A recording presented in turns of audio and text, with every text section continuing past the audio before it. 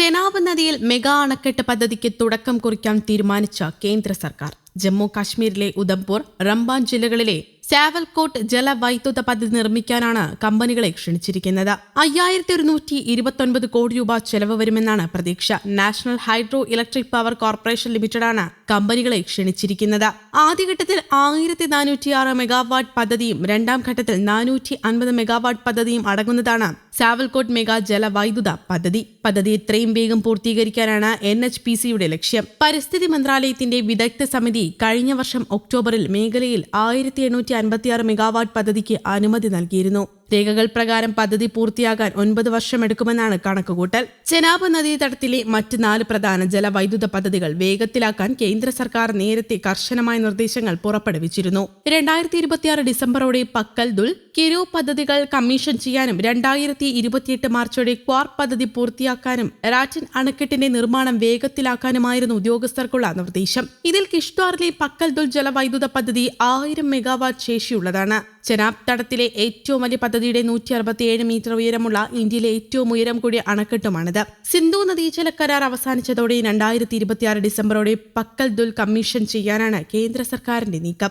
പദ്ധതി പ്രവർത്തനക്ഷമമായാൽ വൈദ്യുതി ഉൽപ്പാദിപ്പിക്കാൻ മാത്രമല്ല പാകിസ്ഥാനിലേക്ക് ഒഴുകുന്ന നദിയിലൂടെയുള്ള ജലപ്രവാഹം നിയന്ത്രിക്കാനും ഇതുവഴി ഇന്ത്യക്ക് കഴിയും. ഈ പ്രധാന പദ്ധതികൾക്ക് പുറമെ ചെനാബിൽ ദുൽഹസ്തി സ്റ്റേജ് 2 പദ്ധതിയുമായി ഇന്ത്യ മുന്നോട്ടു പോവുകയാണ്. പാകിസ്ഥാന്റെ ജീവരേഖയായ സിന്ധു നദീതടത്തിന്റെ ഭാഗമാണ് ചെനാബ് നദി. പാകിസ്ഥാന് ലഭിക്കുന്ന വെള്ളത്തിന്റെ ഏകദേശം 4/3 ഭാഗവും ഇന്ത്യയിൽ നിന്ന് പടിഞ്ഞാറ് ദിശയിൽ ഒഴുകുന്ന നദികളിൽ നിന്നാണ് ലഭിക്കുന്നത്. പാകിസ്ഥാന്റെ കൃഷിയുടെ 90% ഈ നദീതടത്തെ ആശ്രയിച്ചിരിക്കുന്നു. 10-9 പാകിസ്ഥാനികളും ഇന്ത്യയിൽ നിന്ന് ഒഴുകിയെത്തുന്ന ഈ വെള്ളത്തെയാണ് ആശ്രയിക്കുന്നത്. അതേസമയം സിന്ധു നദീജല കരാറുമായി ബന്ധപ്പെട്ട് പാകിസ്ഥാന്റെ പരാതിയിൽ ഹേഗിലെ ആർബിട്രേഷൻ കോടതി പുറപ്പെടുവിച്ച ഉത്തരവുകൾ ഇന്ത്യ തള്ളിയിരുന്നു. കോടതി നടത്തുന്ന നടപടികൾ നിയമവിരുദ്ധമാണെന്ന് ആവർത്തിച്ച ഇന്ത്യ കോടതിയുടെ പ്രവർത്തനങ്ങൾക്കോ ഉത്തരവുകൾക്കോ നിയമസാധുതയില്ലെന്നും വ്യക്തമാക്കി. അതിനാൽ കോടതി നിർദ്ദേശപ്രകാരമുള്ള രേഖകൾ ഹാജരാക്കാനോ വാദങ്ങളിൽ പങ്കെടുക്കാനോ ഇന്ത്യ തയ്യാറല്ലെന്നും സർക്കാർ വൃത്തങ്ങൾ അറിയിച്ചു. ഇന്ത്യയുടെ ബഗ്ലിഹാർ, കിഷൻഗംഗ ജലവൈദ്യുത പദ്ധതികളുടെ ലോഗ് ബുക്കുകൾ ഹാജരാക്കാൻ ആർബിട്രേഷൻ കോടതി നിർദ്ദേശിച്ചിരുന്നു. ഈ പദ്ധതികളിലെ ജലസംഭരണത്തിന്റെ അളവ് പരിശോധിക്കാനായിരുന്നു കോടതിയുടെ ഈ നീക്കം. എന്നാൽ കോടതിയുടെ ഉത്തരവുകൾക്ക് നിയമസാധുതയില്ലാത്തതിനാൽ ലോഗ് ബുക്കുകൾ ഹാജരാക്കില്ലെന്നാണ് ഇന്ത്യയുടെ നിലപാട്. സാങ്കേതിക തർക്കങ്ങൾ പരിഹരിക്കാൻ സ്വതന്ത്ര വിദഗ്ധരെ നിയമിക്കുന്നതിന് പകരം പാകിസ്ഥാൻ ആർബിട്രേഷൻ കോടതിയെ സമീപിച്ചത് കരാറിലെ വ്യവസ്ഥകൾക്ക് വിരുദ്ധമാണെന്നും ഇന്ത്യ ചൂണ്ടിക്കാട്ടുന്നു.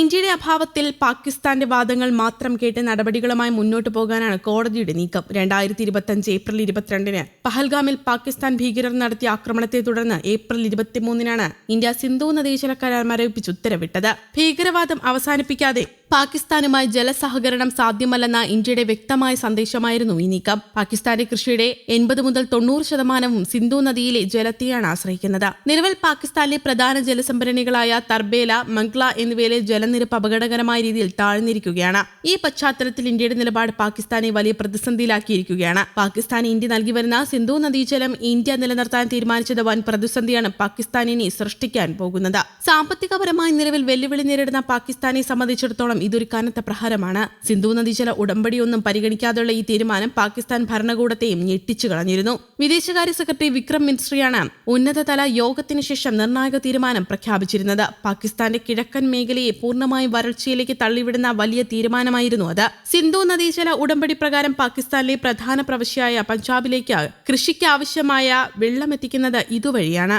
News desk, Kerala Kaumudi.